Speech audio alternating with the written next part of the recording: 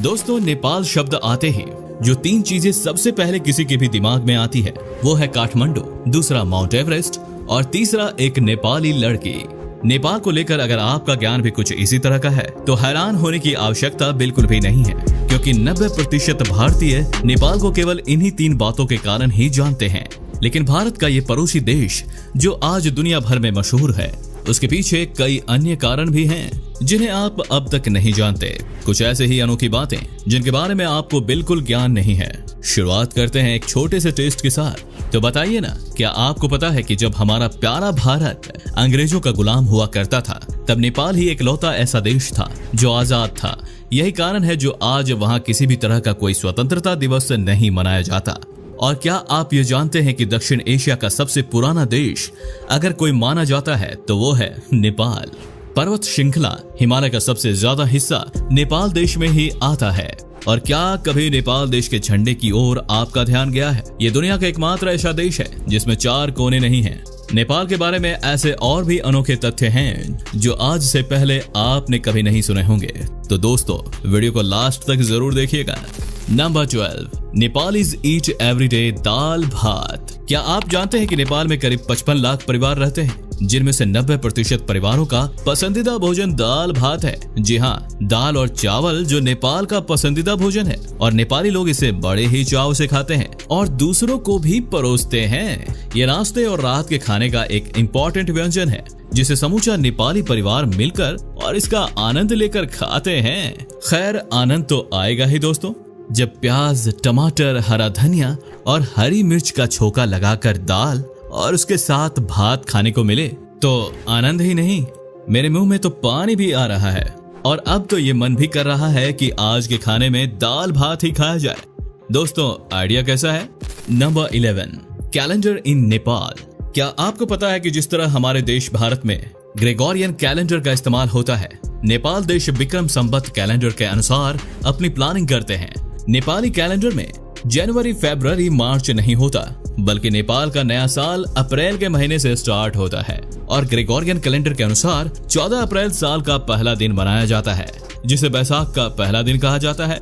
Nepali calendar में 354 दिन ही होते हैं, और वो इसलिए क्योंकि इस कैलेंडर के सभी महीने 29 या फिर 30 दिनों के ही होते हैं, जो चांद के अनुसार तय होते हैं। यही नहीं, विक्रम संवत ग्रेगोरियन कैलेंडर की तुलना में लगभग 57 वर्ष आगे भी है, जिसका मतलब ये हुआ कि साल 2022 विक्रम संवत के अनुसार साल 2079 है। केवल यही नहीं, नेपाल में कुछ जाति और जनजातियां भी हैं जो विक्रम संवत के अनुसार अपना कैलेंडर इस्तेमाल करती हैं। दोस्तों, क्या आज से पहले नेपाल का ये तथ्य आपको पता था? हमें कमेंट्स में जरूर बताएं। Number 10, the fearsome Gorkha at service of United kingdoms.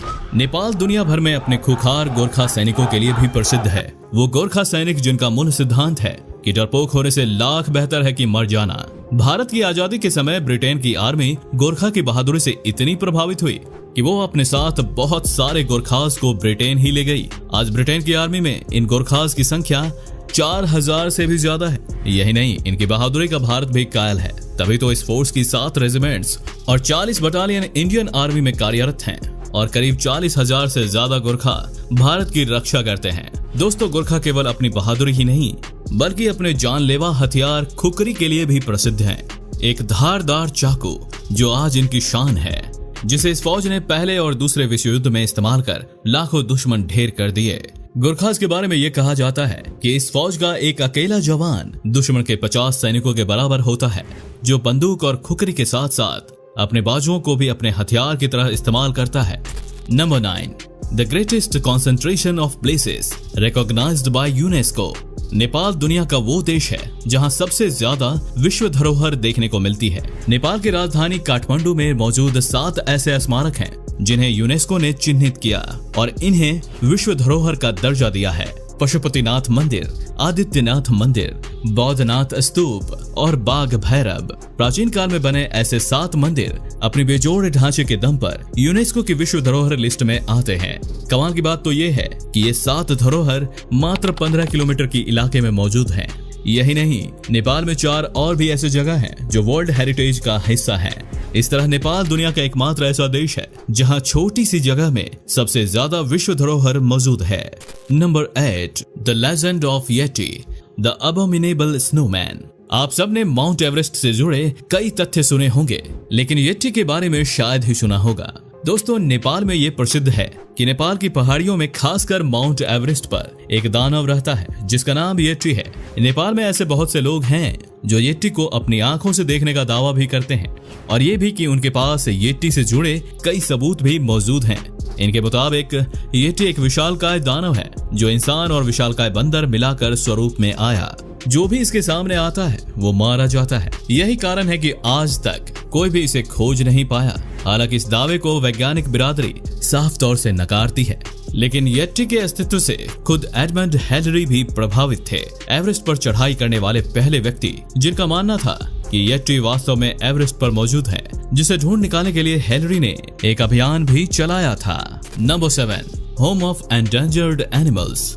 Africa की तरह नेपाल एशिया का वो देश है जहां मौजूद कुछ जानवर एंडेंजर्ड हैं, मतलब विलुप्त होने के कगार पर हैं। लेकिन नेपाल का चितवन नेशनल पार्क उन्हें बचाने के लिए हर संभव प्रयास कर रहा है। Snow leopard, Asian rhino, Bengal tiger, red panda, elongated tortoise जैसे कुछ जानवर जब अस्तित्व की आखिरी लड़ाई लड़ रहे थे, तब इनकी मदद को नेपाल का चितवन नेशनल पार्क आगे आया, जिसने इन सभी प्रजातियों का न सिर्फ विलुप्त होने से बचाया, बल्कि आज इनकी संख्या को बढ़ाने की हर कोशिश भी नेपाल के इस पार्क में की जा रही है। इन सभी जानवरों को कड़ी सुरक्षा में रखा जाता है ताकि किसी इलीगल किलिंग का शिकार ना हो सकें। यही नहीं, यहाँ प्रिजर्व किए जाने वाले सभी जानवरों को दुनिया के अन्य देशों में मौजूद जू और नेशनल पार्क्स में भी भेजा जाता है ताकि सभी प्रजातियों को दुनिया के कोने कोने में सुनिश्चित किया जा सके। Number 6, Hinduism, the most important religion in the land of Buddha. दोस्तों, आपको ये पता ही होगा कि भगवान बुद्ध का जन्म नेपाल के लुम्बिनी में हुआ था, जो आज बौद्ध धर्म का केंद्र है, जिसके चलते बौद्ध धर्म के अनुयायी दुनिया भर से यहाँ आते हैं। लेकिन इसके बाद भी नेपाल में हिंदू धर्म को मानने वाले सबसे ज्यादा हैं, जिनकी संख्या 80% है, जबकि बौद्ध धर्म यहाँ केवल 10% है। ये आंकड़े बताते हैं कि बौद्ध धर्म का केंद्र होते हुए भी हिंदू मान्यताएं और आचरण नेपालियों के बीच ज्यादा लोकप्रिय है, जिसका असर इतना गहरा हुआ कि नेपाल आज तक एक हिंदू बाहुल देश है। होगा भी क्यों नहीं। एक तरफ जहां मॉडर्न बनने के नाम पर लोग नमस्ते करने की प्रथा को भूलते जा रहे हैं, जहां आज भी अभिवादन करने के लिए लोग एक दूसरे से हाथ जोड़ते हैं। Number 5, the Nepal's capital was once a lake. Nepal के लोगों के मुताबिक हजारों साल पहले नेपाल की राजधानी काठमांडू एक लेक यानी झील हुआ करती थी, जहां पर सांपों का काफी दबदबा हुआ करता था। और फिर एक समय ऐसा आया जब मंजूश्री नाम का एक योद्धा यहाँ आया और उसने अपनी तलवार से इस झील के 2 टुकड़े कर दिए। इस तरह झील का सारा पानी और पानी में मौजूद दोनों बहकर नीचे की ओर चले गए और इस तरह धीरे धीरे काठमांडू स्थापित होता चला गया। वहीं साइंटिफिक थ्योरी भी इस बात को मानती है कि काठमांडू कभी एक झील हुआ करता था, जिसे मंजूश्री ने तो नहीं बल्कि इसकी स्थापना झील का पानी बह जाने से जरूर हुई, जो करीब 15,000 वर्षों में पूरा हुआ। Number 4, the original name of mount Everest. पहाड़ों का सर्वे करने वाली संस्था रॉयल जियोग्राफिकल सोसाइटी जब पहली बार दुनिया के सबसे ऊंचे पहाड़ को चिन्हित किया तो इसका नामांकन अपने एक शोधकर्ता जॉर्ज एवरेस्ट के नाम पर कर दिया और तभी इसका नाम माउंट एवरेस्ट हो गया, जबकि एवरेस्ट का असली नाम सागर माथा है, जो आज भी नेपाल के लोगों के बीच प्रसिद्ध है, जिसका मतलब है स्वर्ग का माथा, अर्थात वो जगह जहां से स्वर्ग की शुरुआत होती है। वही तिब्बत के लोगों के बीच इस पहाड़ी का एक विशेष स्थान है, जो माउंट एवरेस्ट को कोमलिंगमा कहकर आज भी बुलाते हैं। कोमलिंगमा तिब्बत की स्थानीय भाषा है, जिसका मतलब होता है ब्रह्मांड की देवी। Number 3, the deepest canyon on earth. दोस्तों, एक तरफ जहां दुनिया के 8 सबसे ऊंचे पहाड़ नेपाल में मौजूद हैं, जिसकी गहराई 4,375 मीटर है। गंडकी नदी से निकलने वाली ये घाटी 2 हिमालय पहाड़ियां अन्नपूर्णा और धूलागिरी को चीर कर बनी है। Number 2, the highest mountains on earth. ये तो पता चल गया कि नेपाल में दुनिया की 8 सबसे ऊंची चोटियां हैं, लेकिन ये श्रेष्ठ 8 दुनिया के 10 सर्वश्रेष्ठ में ही आ जाते हैं। ये शायद आपको नहीं पता होगा और इसी के चलते पर्वतीय कार्य क्षेत्र में नेपाल को 8000 भी कहा जाता है। जानते हैं क्यों? वो इसलिए क्योंकि नेपाल में मौजूद इसकी सभी 8 पहाड़ियों की ऊंचाई 8000 फीट से ज्यादा है। जहां एक तरफ माउंट एवरेस्ट की ऊंचाई 8848 मीटर है, तो वहीं उसकी सबसे छोटी चोटी अन्नपूर्णा की ऊंचाई 8091 मीटर है। जबकि कंचनजंगा और लाहोत्से की ऊंचाई एवरेस्ट में केवल 300 मीटर का ही अंतर है। नंबर 1 दोस्तों, पानी को इकट्ठा करने के मामले में तो इस देश ने दुनिया के सभी देशों को पीछा छोड़ दिया। जी हाँ, नेपाल दुनिया का एक ऐसा देश है जो सबसे ज्यादा पानी को कंजर्व करता है। एक रिपोर्ट के अनुसार कहा जाता है कि अगर इस पानी का सही इस्तेमाल किया जाए तो ये देश हाइड्रो इलेक्ट्रिक एनर्जी जनरेट करने वाला सबसे बड़ा देश बन सकता है। लेकिन अफसोस कि नेपाल का शासन चलाने वालों को कभी ये बात समझ ही नहीं आई और उन्होंने इस पर कभी ध्यान ही नहीं दिया, जिसका नतीजा ये हुआ कि आज यहाँ के लोगों को दिन में केवल 12 घंटे ही बिजली मिलती है।